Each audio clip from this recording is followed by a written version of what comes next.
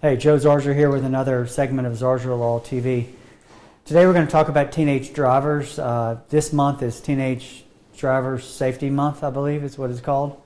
And if you're like me, I was a teenage driver that thought I was invincible and ended up being in a car wreck as soon as I turned 16. I hate that had to happen before I realized how serious it was to drive a car.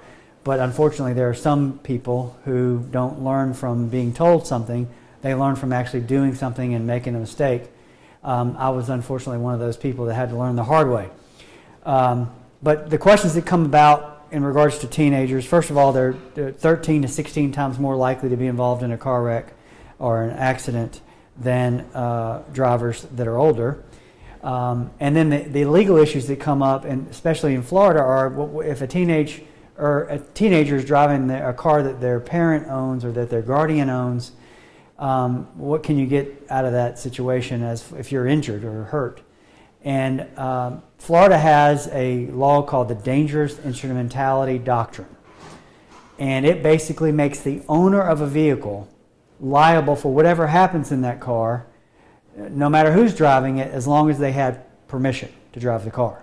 So a teenager that has permission to drive a car owned by their parent or guardian that's involved in a wreck is automatically making the owner responsible for what happens to anybody else who's injured as a result of that teenage driver.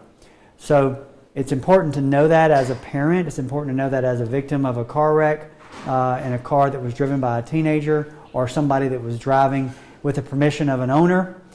In Florida, there's an automatic responsibility, which is different from other states, because in other states you have to prove that something that the owner did was negligent in entrusting the vehicle to the teenager, like the teenager had a bad driving record and therefore you can't hold, you shouldn't be able to hold the parents responsible. But since teenagers most of the time don't buy their own vehicles, and if they're under 18, they're not able to contract to buy their own vehicles.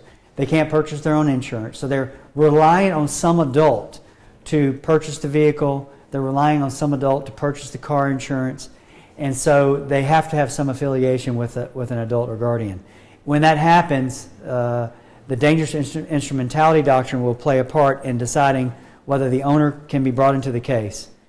Now, if there's a circumstance where the owner of the vehicle and the guardian is a different person, and the guardian made a mistake for allowing the minor to drive at all because the minor had a bad driving record or something, there is a negligent entrustment count that can also be brought against the person who was responsible for allowing the teenager to drive at all.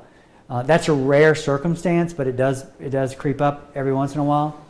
At the end of the day, the things that you need to understand is that the Dangerous Instrumentality Doctrine in Florida will control holding the owner of a vehicle responsible to the same extent as the driver, with some caveats. But if you have any questions about car wrecks involving teenagers, you can find us on the web at zarzaurlaw.com, or you can call us at 855-HIRE-JOE. Thank you.